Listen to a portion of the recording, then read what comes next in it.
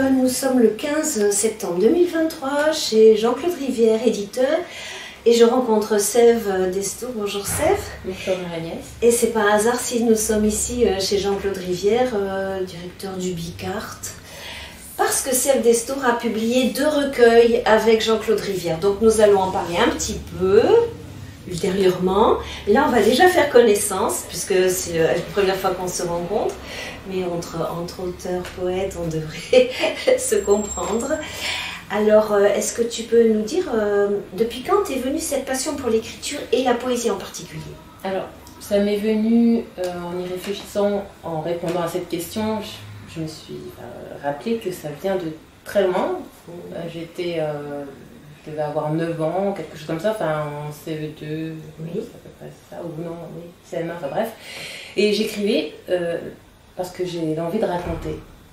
J'étais sensible aux autres, oui. Et voilà, l'atmosphère, ce qui se passait, et j'avais envie de raconter tout ça, et ça m'est venu comme ça, très vite, comment raconter. Plus une forme d'élocution écrite plutôt que orale. Voilà, comme j'étais timide, justement, parler c'était difficile, et écrire c'était spontané. Donc, voilà. Et pourquoi la poésie alors? Parce que c'est fleuri, il y a plusieurs styles, ça se promène dans les mots, dans les émotions, on peut raconter plusieurs histoires et ça chante. Voilà. Alors, depuis l'âge de 9 ans, donc je suppose que les façons d'écrire ont beaucoup évolué. Oui. Tu es peut-être passé par plusieurs étapes d'écriture, de style. Je fais un peu tout. C'est-à-dire que je suis assez sauvage, je raconte des textes, de la prose comme ça, et autant il y a des rimes, donc c'est automatique, ça va être très rythmé, par 12 ou les rimes embrassées, etc. Et c'est spontané. Donc dans mes recueils, c'est pas un seul style, c'est plusieurs styles.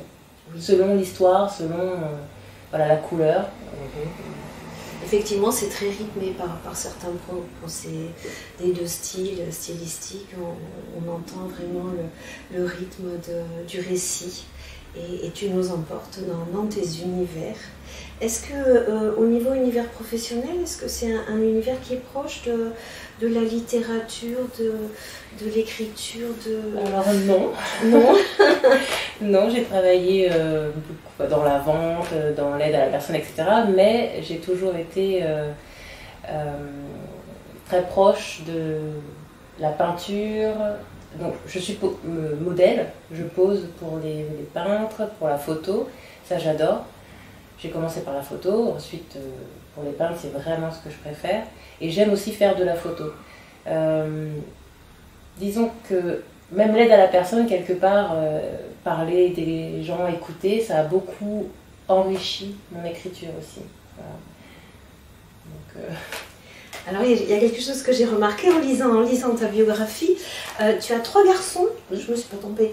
Est-ce que ils découvrent l'écriture, cette passion, ça se transmet, Oui, je vois que mon fils aîné écrit, oui aussi. Bon, ce qu'il préfère c'est monter, faire des films, oui.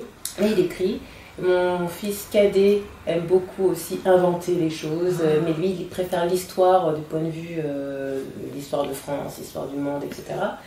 Et mon fils tout plus petit, lui, il aime inventer, bon ben voilà, donc, mais il préfère les animaux, s'occuper plus du côté animal.